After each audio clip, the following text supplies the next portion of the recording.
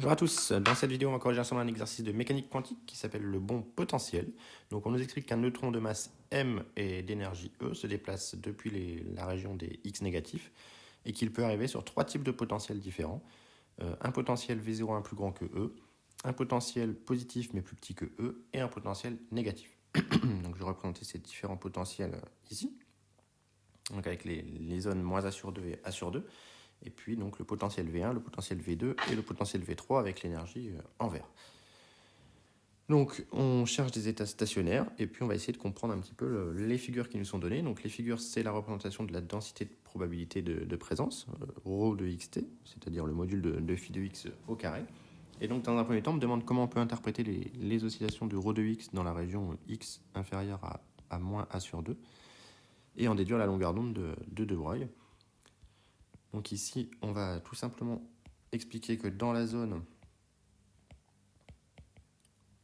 x négatif, eh bien, l'équation de Schrödinger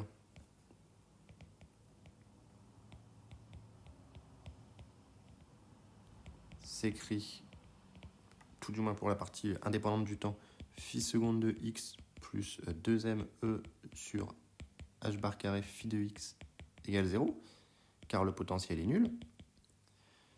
Donc la solution phi de x peut se mettre sous la forme a exponentielle ikx plus b exponentielle moins ikx, où on a posé k comme étant la racine de 2m e sur h bar carré.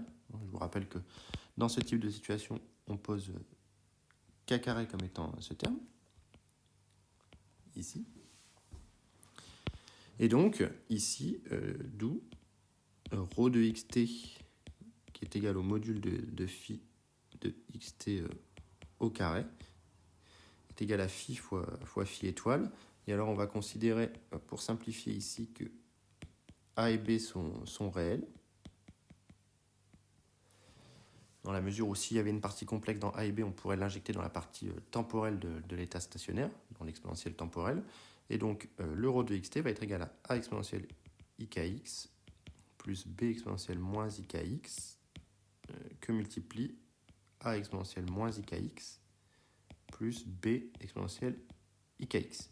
Et donc, si je développe ce calcul, je vais obtenir A carré, tout simplement ici, pour le premier terme, plus b carré pour le produit des b, plus ab exponentielle i de kx, plus ba exponentielle moins i de kx, ou encore a carré plus b carré plus 2ab cosinus, si on factorise, de kx. Et donc on voit que la densité de probabilité ici, ρ de xt, fait apparaître un terme en cosinus 2kx, qui est entre guillemets ce terme d'interférence, si on fait l'analogie avec la formule de Fresnel. Et donc on a bien une présence de maxima de probabilité et de minima de probabilité. Donc les maxima de probabilité ont lieu quand le cosinus de 2kx est égal à 1, ici. Donc, autrement dit, quand 2kx est égal à n fois 2pi. Et donc, on tombe sur k qui est égal à n, on peut diviser par 2, pi sur... nous, on cherche les x, pardon. Donc, les xn correspondant au maxima, qui sont égales à n fois pi sur k. Mais k, c'est 2pi sur lambda. Donc, ça fait n fois pi sur 2pi sur lambda. Et donc, ça fait n lambda sur 2. Et donc, entre deux maxima consécutifs,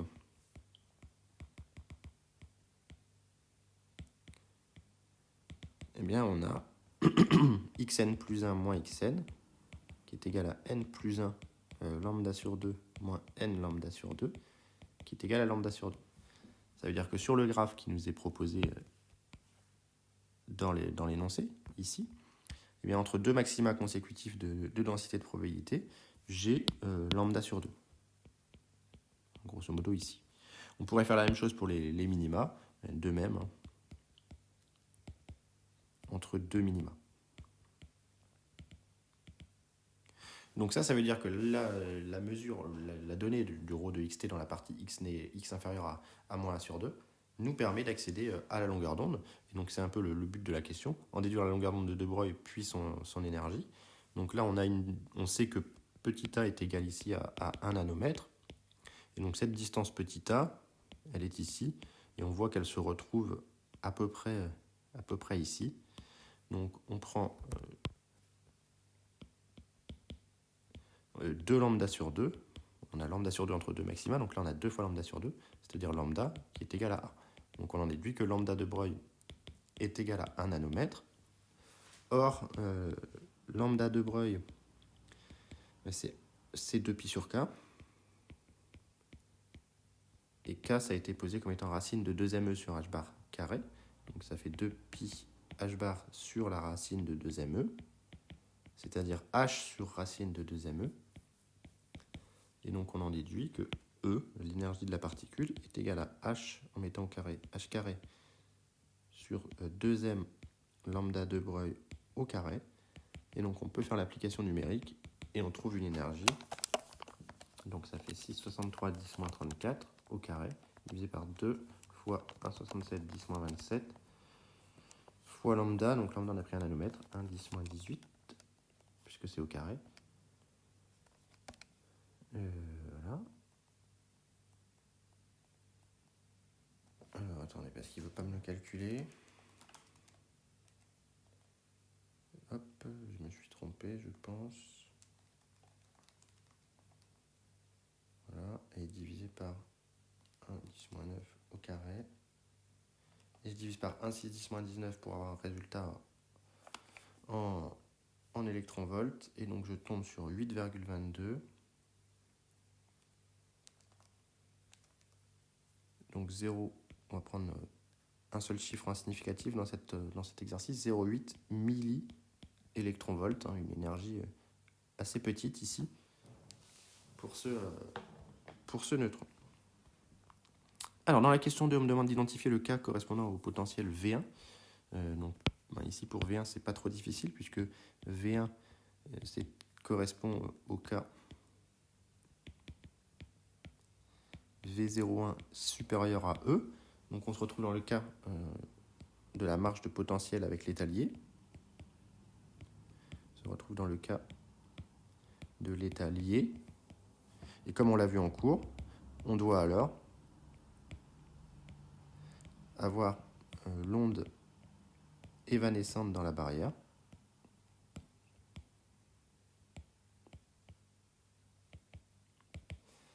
Et donc c'est la figure C, ici, puisqu'on voit bien apparaître pour celle-ci l'onde évanescente dans la barrière.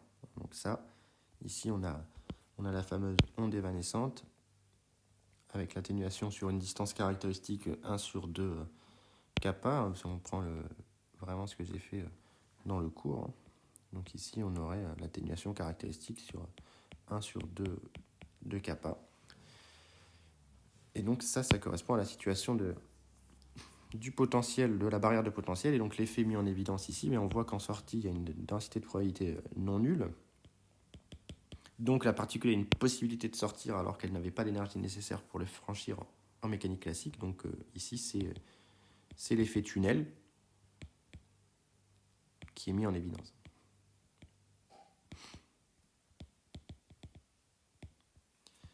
Donc il nous reste à identifier maintenant les deux derniers potentiels. Et donc on va analyser le comportement dans la zone centrale et proposer une estimation des potentiels. Donc là, il faut tout simplement qu'on reprenne ce qui s'est passé dans les deux cas.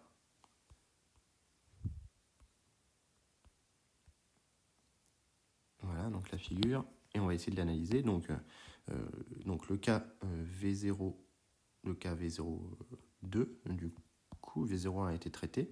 Donc il nous reste V02 et V03. Donc on a phi seconde plus 2m sur h bar carré facteur de E moins V02 phi égale 0. Donc on poserait K2 carré ici qui est égal à 2m facteur de E moins V02 sur H bar carré. Et le cas avec V03, on aurait la même chose, mais avec K3 carré, qui est égal à 2m facteur de E moins V03 sur H bar carré. Et on a évidemment E moins V03 qui est supérieur à E moins V02, hein, puisque V03 c'est le potentiel négatif. Donc K3 est supérieur à K2, ici. Or, K c'est égal à 2pi sur lambda. Donc, on en déduit immédiatement, par proportionnalité, par relation d'inversement proportionnalité, entre guillemets, que lambda 3 est plus petit que lambda 2. Puisque K3 c'est 2pi sur lambda 3.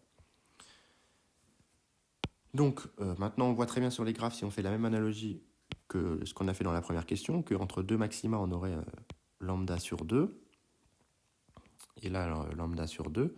Donc on voit bien que le cas A, lambda est plus petit. On voit que lambda A est plus petit que lambda B. Donc le cas A, c'est lambda 3, et le cas B, c'est lambda 2. Donc là, on a fait un point de vue quantique, entre guillemets. On a écrit Schrödinger pour essayer de comprendre un petit peu ce qui se passait. Maintenant, d'un point de vue semi-classique, entre guillemets, si on reprend nos potentiels, eh bien, on voit bien que si d'un point de vue classique, si on fait un bilan d'un point de vue semi-classique,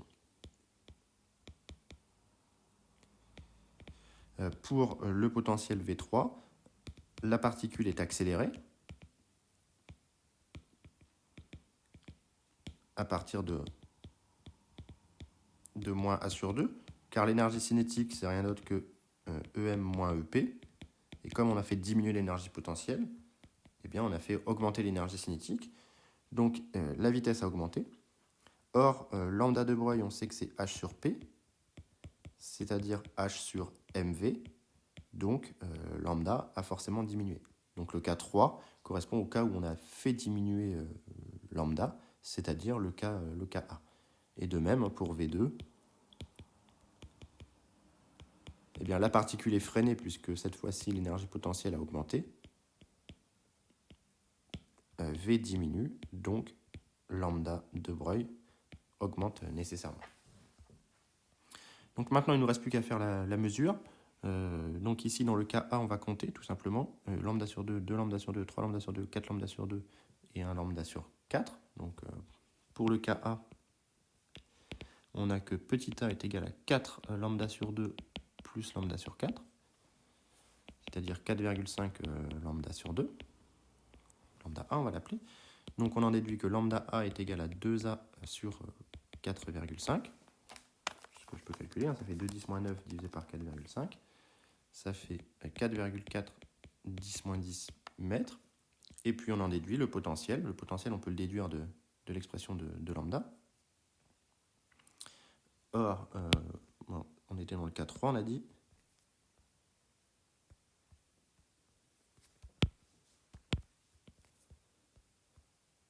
Hop. Donc on a cette situation-là.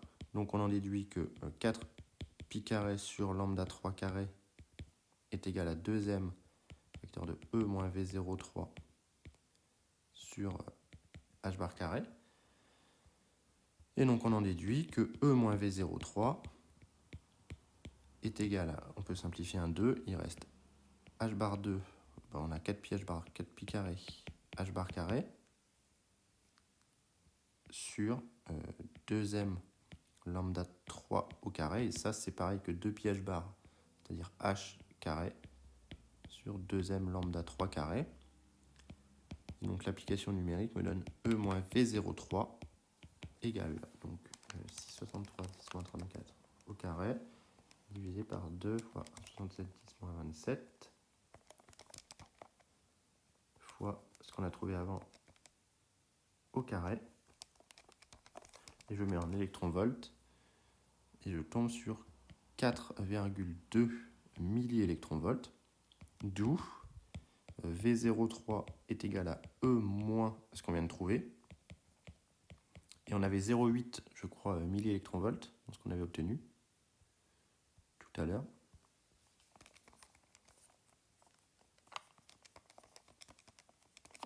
Et donc on tombe sur moins 3,4 ici, milliélectronvolts. Donc on a bien un V03 qui est négatif, donc ça c'est rassurant. Et enfin, il nous reste lambda B.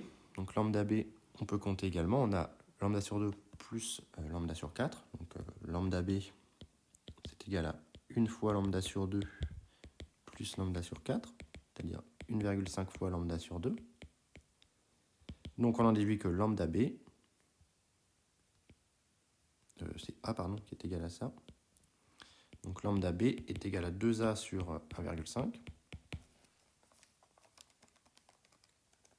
Ce qui nous fait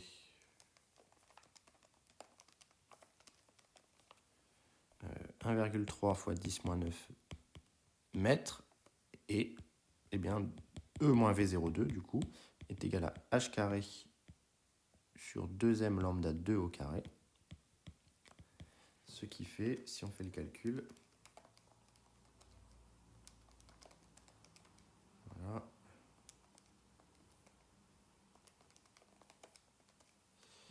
donc on tombe sur 0,46 ici, donc 0,5 avec un chiffre, milliélectronvolts.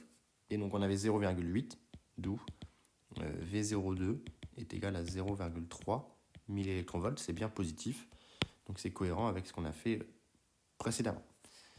Donc voilà pour la correction de cet exercice, qui est un exercice assez original, pas forcément évident à bien comprendre au début ce qu'on nous demande de calculer.